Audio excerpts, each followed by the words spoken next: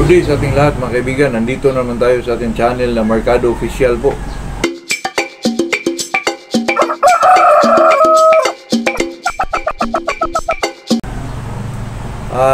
Medyo natagalan tayo nag-vlog mga kaibigan kasi medyo busy ako sa manok na i-ship natin mga kaibigan kasi malapit-lapit na po. Ito kasi continuation lang ito mga kaibigan sa vlog ko kanina sa Macau. Itong sweater po ay ang sweater ba ay talagang pampaganda lang mga kaibigan, pang cross lang po para gumanda ang ating alaga po. Ang sweater ba ay walang cutting o wala talaga silang silbi mga kaibigan. Ang sa kanila lang ay papugi-pugins lang po. Pag-usapan natin ito mga kaibigan kung totoo ba itong ating ano po. Kasi ang sweater naman talaga mga kaibigan, totoo naman yun na ang sweater ay talagang magandang manok lang talaga. Pero pag sinasabi natin may cutting ba ang isang sweater po, sa pagkakalam ko dyan mga kaibigan, ako naman ay nag-breed talaga ng mga sweaters kasi gustong-gusto ko yung kayuan nila.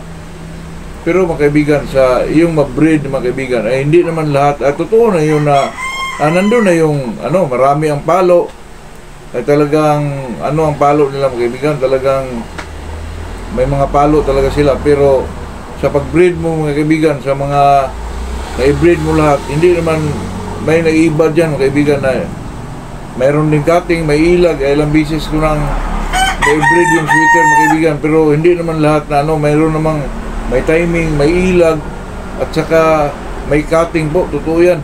Kasi sa pag-breed natin mga kaibigan, hindi naman lahat na talagang nandun na, given na yung palo mga kaibigan, nandun na yun. Pero ang mga kaibigan, itong pinag-usapan natin yung cutting o umiilag, ay mayroon bang sweater na ganyan?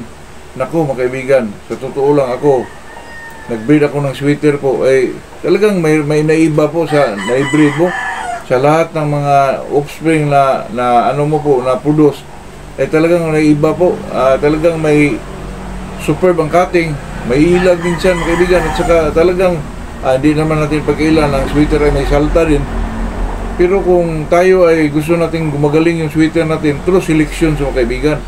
Piliin mo yung medyo may cutting, yung may ilag, kung mayroon man, ayun ang balik mo sa sweater din mga kaibigan. At saka, kasi ito kasi yung mag-breed mga kaibigan ay talagang true selection. Sa dulo niyan mga kaibigan, talagang gumagaling na rin yung mga manok po. Katulad ng mga hinahawakan ng mga big time breeder mga kaibigan, ay talagang seleksyon talaga ang dyan mga kaibigan, ang pinaka-main source na para gumagaling po yung manok natin po. Kasi pag hindi ka hindi ka magsilik ng magagaling mga kaibigan, basta may palo kasi sweater, ay wala kang talagang ganun mga kaibigan, na talagang ilagay natin na talagang walang cutting po. Pero pag ginamitan mo yan ng seleksyon mga kaibigan, sa dulo niyan, at tinatawag nila ay talagang gumagaling yung manok natin na hinahawakan natin po. Ilang bisis na natin yan sa social media mga kaibigan, katulad ng mga big time breeder, example EAG o Red. Magtaka ka mga kaibigan na dumating ang panahon na talagang may mga gumagaling na mga 5K or Golden Boy. True selection po yan mga kaibigan, at lalong gumaganda pa po. Kaya tayo naman sa baba, bilang mga breeder mga kaibigan, breeder sa gilid-gilid po, talagang gamitin din natin yung seleksyon mga kaibigan para naman maganda yung mga manok natin. Kasi pag hindi rin tayo gumagamit sa mga ganong proseso po, ay talagang stagnant po yung bloodline na hinawakan natin mga kaibigan. Kung magpasok ka man ng example, may sweater kang Golden Boy, pasukan mo rin yan ng kung ano man yung sweater mga kaibigan, tapos ibalik mo sa original na Golden Boy, ay talagang maganda din yun mga kaibigan. True selection po. Ay maganda yung mga yung physical attributes ng isang manok. True selection mga kaibigan. Kaya sa atin, kahit mga gilid-gilid din tayo, gamitin din natin yung pamamaraan na yun mga kaibigan, para naman ma-enjoy din tayo sa ating pag-breed po. Pero sinasabi na sweater mga kaibigan ay walang cutting, depende na lang yun sa breeder mga kaibigan na naghawak ng isang sweater po. Kasi marami na rin akong napanood mga kaibigan o nakita na talagang superb ang cutting ko. Ang sweater naman talaga, pag pag pinakrusan mo yan ng isang mga rounded, ay talagang gumagaling din po, katulad ng mga sweater nila iskulin, mga kaibigan, talagang magagaling po, pinasukan ng gusto, mga kaibigan.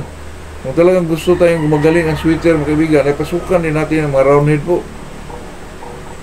Pero sa mga big time mga kaibigan, yung mga old na breeder po, ay talagang hindi po sila kampante sa sweater, mga kaibigan. Sa mga narinig ko lang, mga kaibigan, sa mga napanood ko po, sa mga big time breeder, ay talagang mga roundhead, yung mga tinatawag nila, mga kaibigan, yung mga old lines po, yun ang mga hinawakan nila, mga kaibigan. Pero pag sinasabing sweater, mga kaibigan, parang ayaw nila po. Pero sa atin naman, yun ang binibreed natin kasi masiyahan tayo kahit naman kung ano man yun sa pormahan nila, mga kaibigan, ay talagang enjoy ka pa rin po.